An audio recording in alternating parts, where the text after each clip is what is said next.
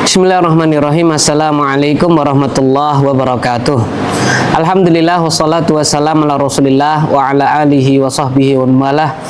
Allahumma salli wa sallim wa barik wa an'im ala nabiyina wa habibina wa qudwatina nabiyina Muhammadin sallallahu alaihi wasallam wa ala alihi wa sahbihi wa man salaka binahjihi ila yaumil qiyamati, amma ba'd.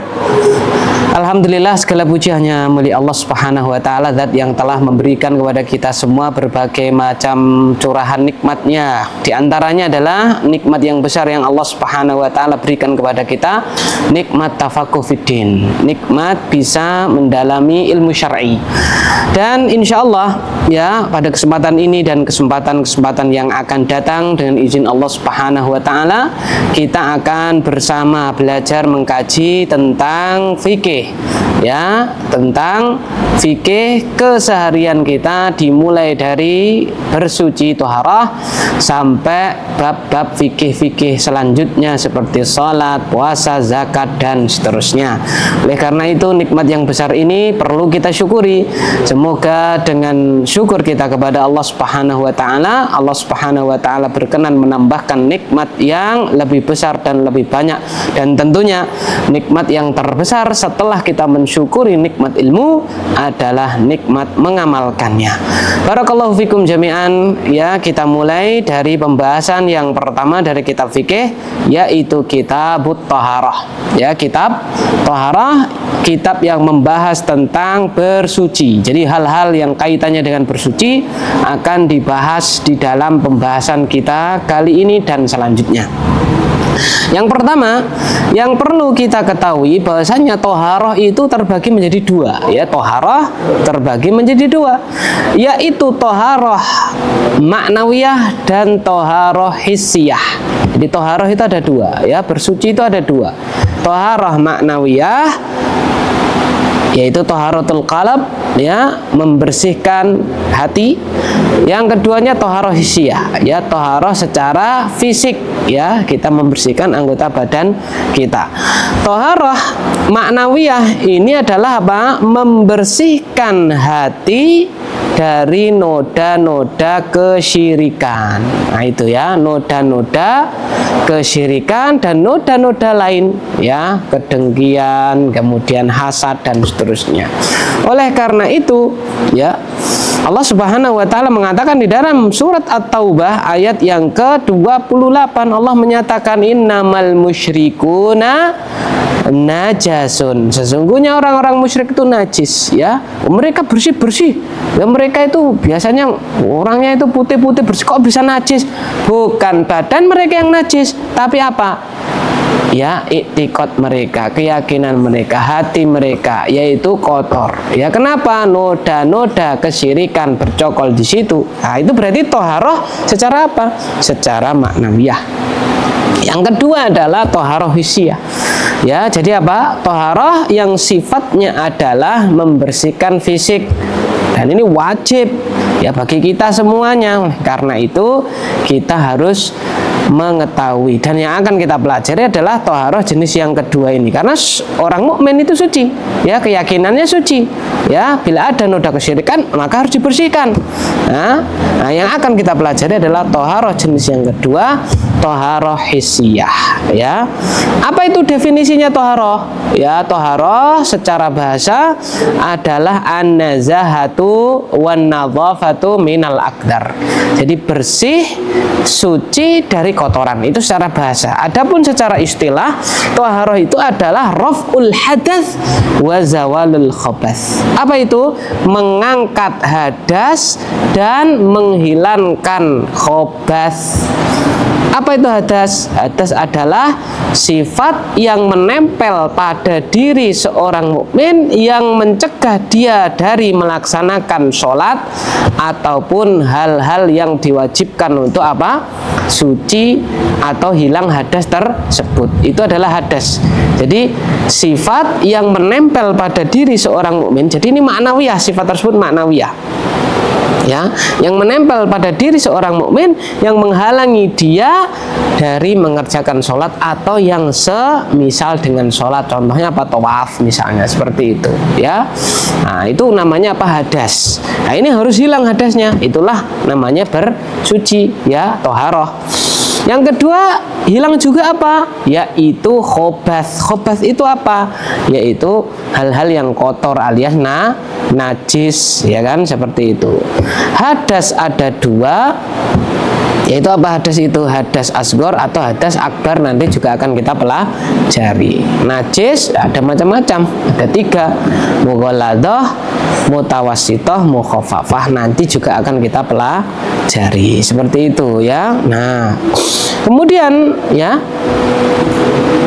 saudara-saudaraku semuanya, ma'asyiral mukminin wal mukminat, wal hadatsu ala nau'ain.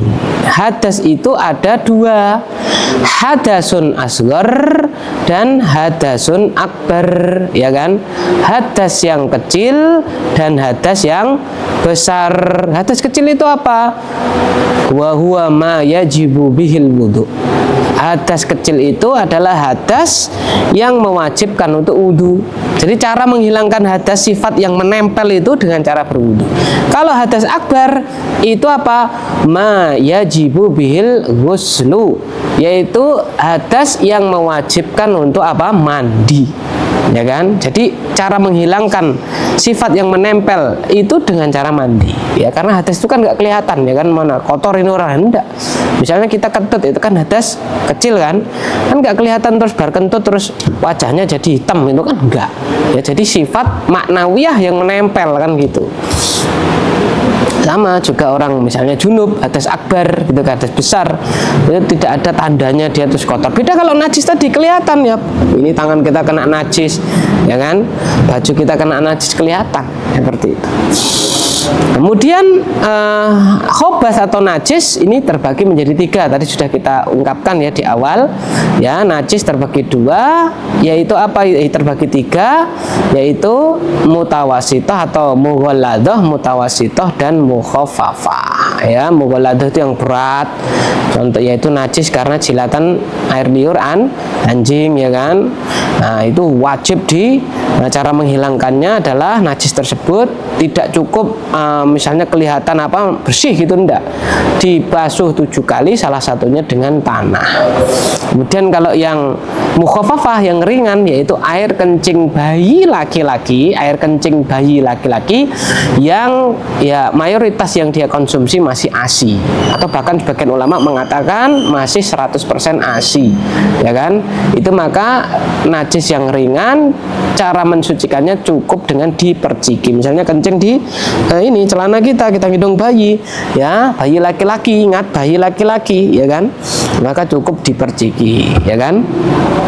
Dan najis mutawassithah berarti selainnya, ya, selain air liur anjing, jilatan anjing, dan selain apa, air kencing bayi laki-laki yang konsumsinya dia itu masih ASI, ya. Contohnya apa, ya, misalnya kencing laki-laki dewasa, wanita dewasa, ya kan, tinja, itu semuanya itu adalah najis mutawassithah. Kita masuk selanjutnya, ya, bersuci itu kan medianya adalah apa, air kan gitu kan, baik itu berwudu ataupun mandi medianya air.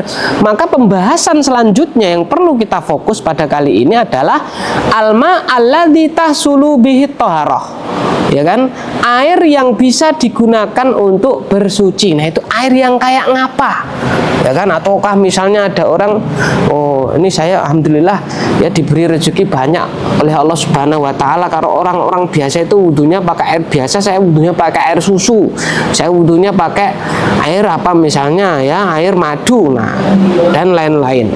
Nah, air yang seperti apa yang bisa dipakai untuk bersuci? Ya, at-thaharatu tahtaju ila syai'in yatatahharu bihi. Jadi bersuci itu butuh media yang digunakan untuk bersuci. Yuzalu bihi an-najas wa yurfa'u bihil hadath. Dengan media itu ya terangkat yang namanya apa? Hilang yang namanya najis dan terangkat yang namanya hadas. Apa medianya? Wa huwal ma. Medianya adalah air. Jadi medianya adalah apa? apa? Air. Nah, sekarang pertanyaannya, air yang kayak ngapa? Ya, air yang seperti apa yang bisa dipakai untuk apa? Bersuci. Al-ma'ul ladzi tuhsalu bihi thaharatu huwal ma'ut tahur. Jadi, air yang bisa dipakai untuk bersuci adalah air yang tahur. Ya, sedikit saya sepil, ya kan? Air itu dibagi 3. Air yang tahur, air yang tohir, air yang najis. Jadi air ada 3 jenis: tohur, tohir, dan najis. Nah, itu sepilannya, nanti kita perdalam satu persatu. Air yang tohur itu air yang bisa dipakai untuk bersuci. Lah, tohur itu air yang tohur itu air yang seperti apa? Wa huwa at-tahiru fi dzatihi al-mutahhiru li ghairihi. Yaitu air yang suci lagi mensucikan. Jadi airnya itu air yang suci lagi mensucikan. Lah, air yang suci dan mensucikan itu air yang seperti apa? Apa saja? Apa air sungai itu bisa, air sumur bisa, atau yang kayak ngapa? Insya Allah kita lanjutkan pada pertemuan yang akan datang bismillahi ta'ala. Cukup sampai di sini dulu. Semua yang benar datangnya dari Allah.